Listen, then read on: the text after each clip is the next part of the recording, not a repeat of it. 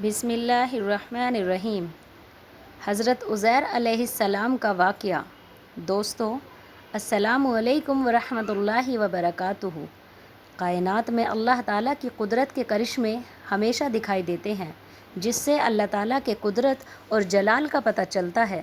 ایسا ہی ایک واقعہ حضرت عزیر علیہ السلام کا ہے، جن کے متعلق مشہور ہے کہ انہیں ساری تورات زبانی یاد تھی۔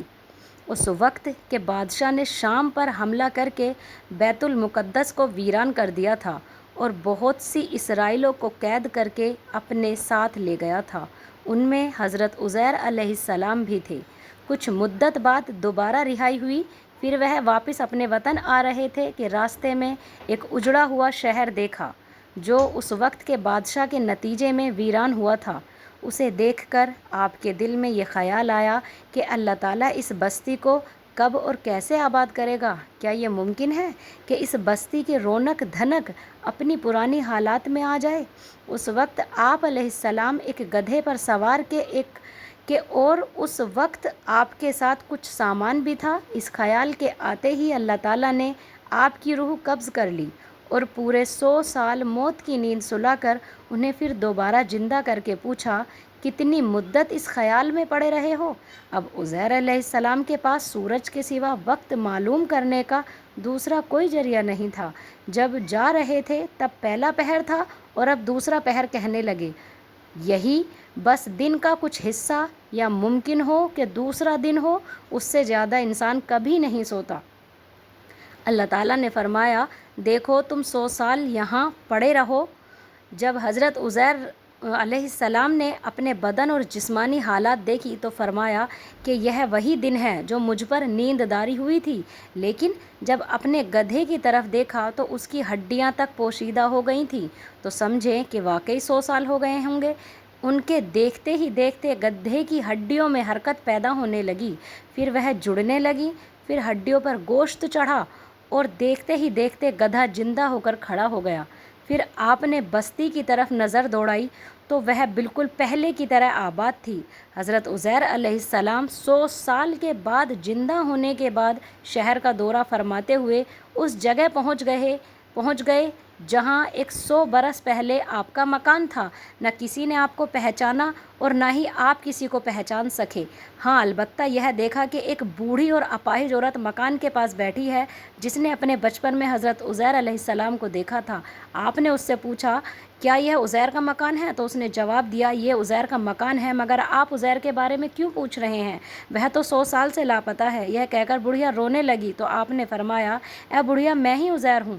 تو بڑھیا نے کہا، سبحان اللہ، آپ عزیر کیسے ہو سکتے ہیں؟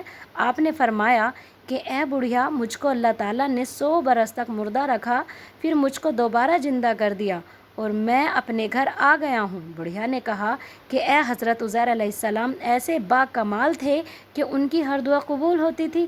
اگر آپ واقعی حضرت عزیر علیہ السلام ہیں تو میرے لیے دعا کیجیے کہ میری آنکھوں میں روشنی آ جائے اور میری فالش اچھی ہو جائے۔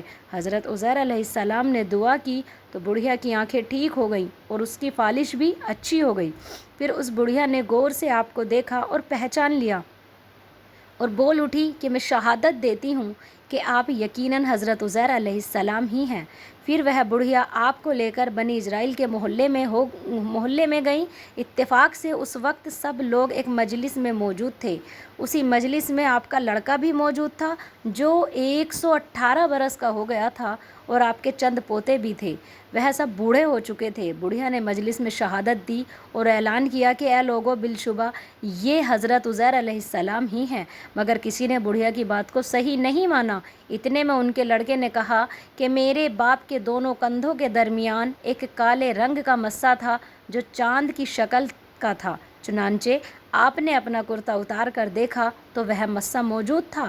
پھر لوگوں نے کہا کہ حضرت عزیر علیہ السلام کو تورات زبانی یاد تھی، اگر آپ عزیر ہیں تو پہلے تورات پڑھ کے سنائیے۔ آپ نے بغیر کسی جھجک کے فوراً पूरी तौरात पढ़कर सुना दी। उस वक्त के बादशाह ने बैतुल मुक़द्दस को तबाह करते वक्त 40,000 तौरात के आलिमों को चुन चुन कर कत्ल करवा दिया था और तौरात के सभी किताबों को जला दिया था और ज़मीन पर तौरात का कोई भी पन्ना बाकी नहीं रहने दिया था। अब यह सवाल पैदा हुआ कि हज़रत उज़ैर अलैहिस्सलाम ने जो तौरात पढ़ी है वह सही है या गलत। तो एक आदमी ने कहा कि मैंने अपने बाप से सुना है कि हम लोगों को जिस तरह बादशाह ने गिरफ़्तार कर लिया था, उस दिन एक वीराने में एक अंगूर की जड़ में तौरात की एक सिफ़ दफन कर दी गई थी। अगर तुम लोग मेरे दादा के अंगूर के जगह की निशानदेही कर दो तो मैं तौरात की एक जिल्द बरामद कर दूंगा। उस वक्त पता चल जाएगा कि हज़रत उज़ैर अलैहिस्सलाम ने तलाश करके और ज़मीन खोद के तौरात की एक जिल्द के मुताबिक ही थी। ये अजीबोगरीब और हैरत अंगेज़ लोगों ने एक साथ होकर कहना शुरू कर दिया कि बेशक आप उज़ैर अलैहिस्सलाम ही हैं, यकीनन यह खुदा के भेजे हुए बेटे ही हैं। नाउजुबिल्लाह। चुनांचे उसी दिन से यह गलत और मुसरिकना किस्सा कि माशाअल्लाह हज़रत उज़ैर अलैहिस्सलाम खुदा के बेटे हैं, दुनिया भर के यहूदी किस बात के यकीन पे जमे हुए हैं कि हज़रत उज़ैर अलैहिस्सलाम खुदा के बेटे हैं। माशाअल्लाह। प्यारे दोस्तों, उम्मीद करती हूँ कि आप लोगों को ये स्टोरी बहुत पसंद आई होगी। खुदा हाफिज़। दुआओं में याद रखना।